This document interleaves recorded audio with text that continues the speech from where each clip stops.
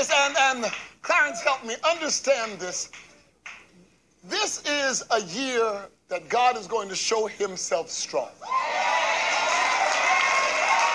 This is a year that God is going to manifest himself to the believers.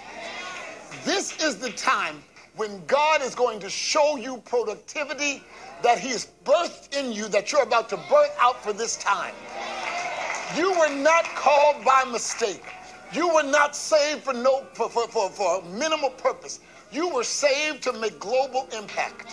You were saved to reach people and change people's lives. You were born again for a divine reason. And God has not called Mashiach. God has not called any of us to failure. Not a soul, not one of his sons or daughters are called to fail. God has given us supernatural ability. He's given us grace. And I told you all before, grace is not just the unmerited favor, but grace is from the Greek word charis, where we get our word charisma. Grace is the supernatural ability to do what we cannot do in the natural. We are prone to fail, prone to wander, prone to sin in the natural.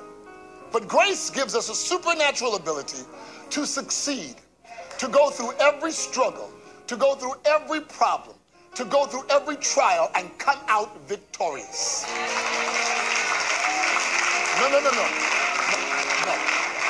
Not just come out marginally, but come out totally successfully. You are not just to come out eking out, just barely getting by the skin of your teeth. But God has given you the power through grace to overcome everything that's come to overcome you. God has given you the ability to stand up where you used to fall. God has given you the ability to square your shoulders and to declare what he said about you. You have got to learn how to, you have got to learn how to agree with God about you. You can no longer allow people to disqualify you. You can no longer allow people to marginalize you. You can no longer allow people to tell you who you are not and what you cannot do. You, with God, can do all things. With God, all things, you're not hearing me. With God, all things, not some things, but everything that he put in your spirit is possible. No matter how large it looks, no matter how Herculean it seems, no matter how trying it may be, you are well equipped. Somebody say well able. Somebody say well able. You are well able to do exactly what God said you can do. And if you happen to come across a mountain that stands in your way, God has given you something called faith. And that faith, no matter how small it may be, you may not have the faith of Paul and you may not have the faith of Peter, but you've got the faith of you. And no matter how small you think your faith is, Jesus made it plain. He made it plain. He used the smallest seed known to agriculture, a mustard seed. The mustard seed is just a little bit bigger than a pinprick.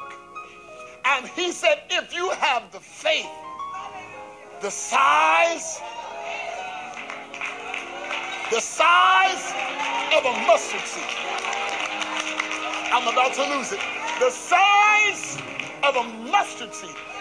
You'll be able to take the smallest seed, the smallest size faith, and look at the biggest size mountain. I'll say that again. You'll be able to take the smallest size faith and look at the biggest mountain. And if you believe and do not doubt in your heart, you'll be able to tell whatever mountain it is. Whatever mountain it is. Whatever mountain it is. The mountain of poverty, the mountain of sickness, the mountain of affliction, the mountain of depression, the mountain, I'm trying to talk to you now, the mountain of fear, the mountain of insecurity. You'll be able to take whatever mountain, the mountain of people's opinion. And you'll be able to look at that mountain and say, you've been here too long. And God gave me power that I don't have to climb you.